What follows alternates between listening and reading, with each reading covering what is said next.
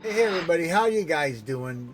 Jerome Rubio here with the GenX Experiment, and I'm going to ask you a question. Have you been noticing these videos going around about why looking poor is important? I want to talk about that too, and I want to say that I really don't understand the idea of putting these words together. Okay, so I understand I understand what the word looking poor means. I get that. And but as to the importance of it, I don't understand that. And I don't understand why you would put looking poor with the word important and putting it all together in a single sentence. I don't understand why you would do that. Because for me, poor, if we're really talking about the actual word and what it means people who are unable to afford, certain things in their life that are necessity, are a necessity. Okay, so it's people living at the poverty level, just above the poverty level, or just below the poverty level. That's what being poor is. Okay, so and what is this idea of looking poor? I don't understand looking poor. Are you referring to the people who can't afford, so they have to wear whatever they can? Is that the look you're talking about? Or see, I don't understand that. So I understand about not wearing fancy stuff, buying all the Gucci stuff, or the Gucci watches, or the designer jeans, or the designer shoes. I understand that. But shouldn't it be, why living within your means or below your means is important? Shouldn't that be what it is? Because that's exactly what you're talking about. I don't understand the looking poor thing. So I just want to get that out of there. And if you guys have an idea of why I should think that it's okay to put those words together, leave a comment below. Would love to hear your opinion about it. But for me, it's sort of degrading and disrespectful. Because there are a lot of people who really can't afford to buy certain things, live with certain necessities, things that are necessary. So I just would like your guys' opinion about that. And also I want to talk about how I get it, growing up poor, because I'm Gen X, 1966. So I want to talk about growing up Gen X and the latchkey kid mentality. So let's go ahead and get into that.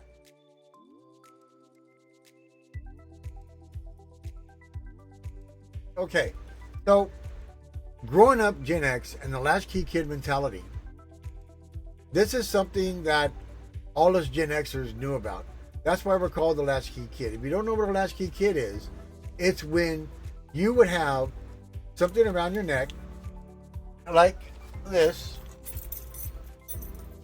with a key attached to it to get into your home because you knew that your parents weren't going to be there because they were working. Okay, if you were, and also let me explain the 70s and then the 80s. 1970s was the largest decade in the United States history with the highest divorce rate. So a lot of single parents during the 1970s. Okay, the 1980s was a huge recession during the 80s. So poor is kind of what we knew. And I can't say that we were poor because we were able to afford the necessities, but it required, if you had a single parent, them working two jobs to pay for the bills, to pay for the food on the table, and to pay for the rent or the mortgage. Okay? If you had both parents, it was both your parents having a job so that they can also do the same thing. Buy the food, pay the rent, and the mortgage, and pay the bills. So, as a latchkey kid, we would come home often to an empty house, and we had a key to get in, and we knew that we were just going to sit there and do our homework, and then just watch some TV or something until our parents got home. So that's what growing up as a latchkey kid was all about, and so we knew.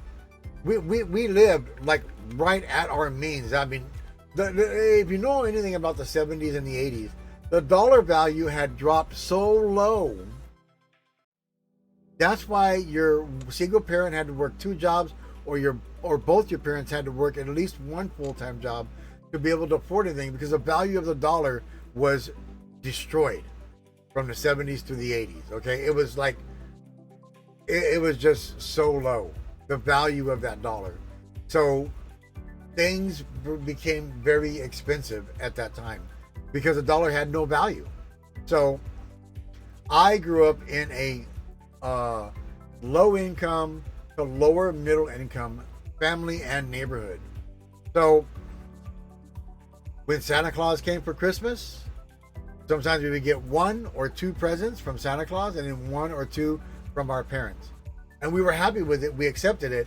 And we were also the kids, the growing up kids, who did not bash people or knock people for not having the new designer shoes or the new designer pants or the new designer shirt. We didn't do that. We were a lot more respectful, and we accepted people for who they were, not for how they looked. So that's the Gen X mentality. And I think that a lot of us in this world today need to get back to that Gen X mentality about respecting other people and accepting them for who they are, not for how they look. Okay? So I just wanted to say that. Now I want to talk about income perception. Let's go ahead and get into that.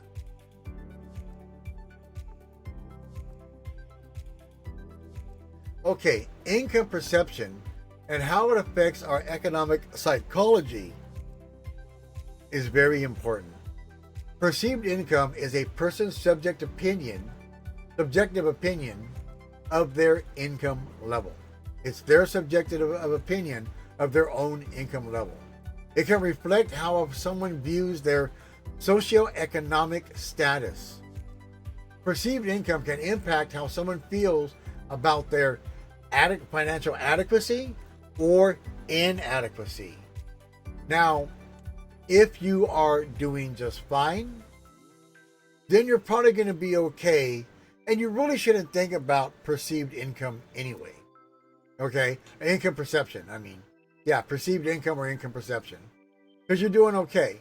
And you also know that you're going to do okay, and that you have probably have a pretty good idea of where you want to grow to next. But if you're feeling inadequate, which is the bad part of perceived income, it can have you becoming anxious and getting anxiety, which can lead to depression. Now, I'm no one to talk about finances. Right now, I am in a situation where I have never been in my life. I have worked hard all of my life since I was 7 years old. I was a very successful graphic artist for over 30 years. But I'm in a situation now where my income, believe it or not, is not anywhere near where I used to be or where I would like it to be. And I'm having to live at my means right now, and I'm like just getting through. But I'm feeling a bit inadequate or insufficient because I'm doing as well as I can for myself, which is barely making it by, and sometimes even not making it till the end of the month. But I also have other responsibilities that I'm unable to take care of, which really makes me feel like I'm not doing as well as I should, and it makes me have those anxious feelings and those thoughts of depression. And this is something that I am working on getting myself out of, and I will, because I know where I've been and I know where I can be, and I am actually working on that now, pushing myself to that next level. And hopefully I'll be coming here with some really, really happy videos about where I'm at on that next journey. But perceived income can be a very bad thing. So don't go down that rabbit hole, and don't let it ever knock away your motivation or determination to move forward and be successful. perceived income can have that impact on you. Now let's talk about perception management. Let's get into that part.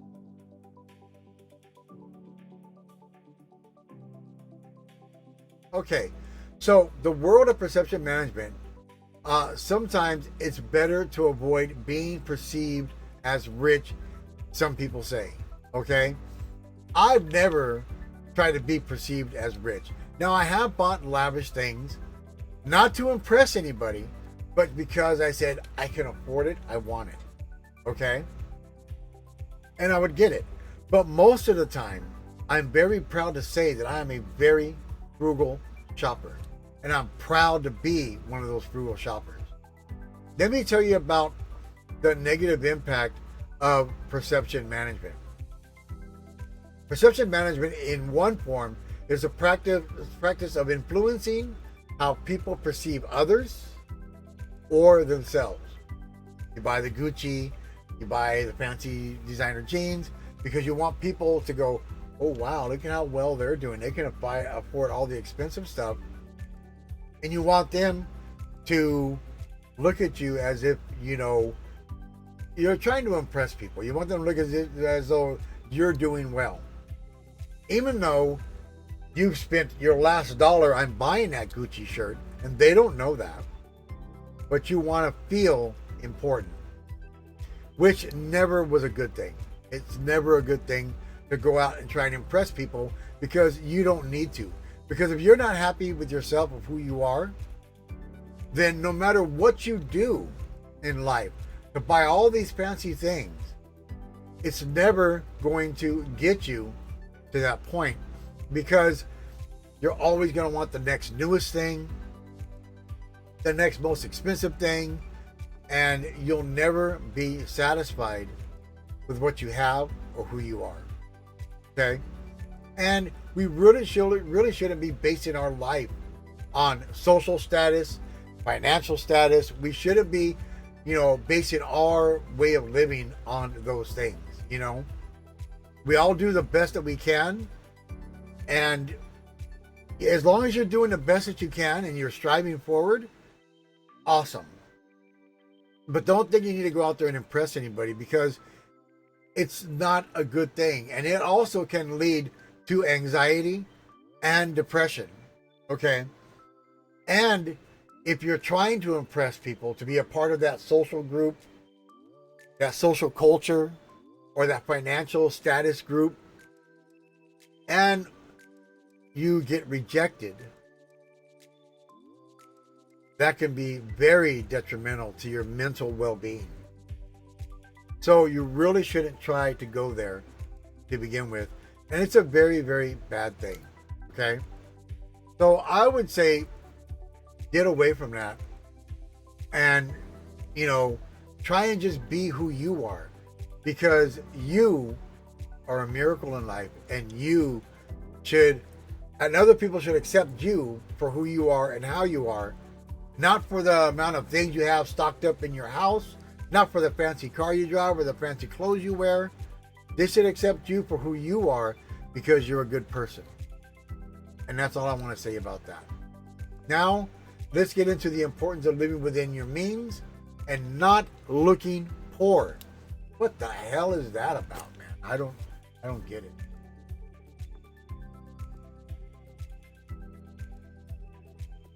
So, if you want to be financially well off, and every well-off person will tell you this, and I am not one to talk about being well off, because I am not there, but I have watched at least 50, if not 100 videos about all this stuff, because I'm trying to put positive thoughts and mindset into myself.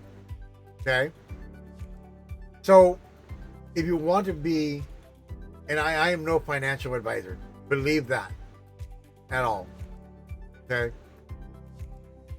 If you want to do well financially, if you make $1,000 a month, then you should set your budget of what you could afford at $800, $900 a month, so you have at least $100 to $200 a month put away for savings. Now, I did do that, Okay. When I was doing pretty well, I did do that. But unfortunate things in my life happened over the last 4 or 5 years where now I've burned through my savings that I had. And I was on that downward spiral, but I'm coming back. I am working to come back. So, like I said, I'm in a situation now where I can't really give you advice on finances. But if you are, but I can, because I did save for a while. I had money saved for a while in case of an emergency. And there were situations that happened when I had some of my money saved and I needed to use it for certain things, and it came in very handy. That's because I would put away at least $25 from every paycheck into a savings and just forget about it being there. Okay? But it's not about, I don't get the concept of looking for it. It's not about looking for. It's about living within your means or below your means. Because poor is a whole other level. Poor is a whole other level. Okay? When you're living just above poverty level, which is about where I'm at right now, or living at the poverty level or below the poverty level, now you could be considered poor. But again, I find it kind of disrespectful and degrading to reference it and reference things that way. And especially putting looking poor with the word important. I don't like that, and I don't get it. But that's just me. And like I said, if you have an opinion about it, I would love to hear your opinion below in the comments. And I look forward to reading all your comments. So let me get into the final thoughts here now.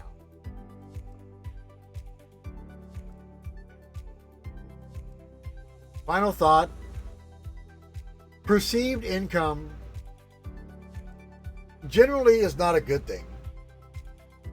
It's your subjective opinion about your income level. Okay? And how it can either show you adequacy, which would be a good thing, or an inadequacy, which could be a really bad thing and can really affect you in a negative way. So I really wouldn't go down that route, in my own personal opinion. And I never thought about money that way anyway, And then also perception management. How you want to influence other people and how they perceive somebody else or how they perceive yourself. If you're not happy with who you are, then that's the issue you should be dealing with, not trying to make people feel a certain way about you or impress people. You should never go down that route. And that's just my final thoughts about it.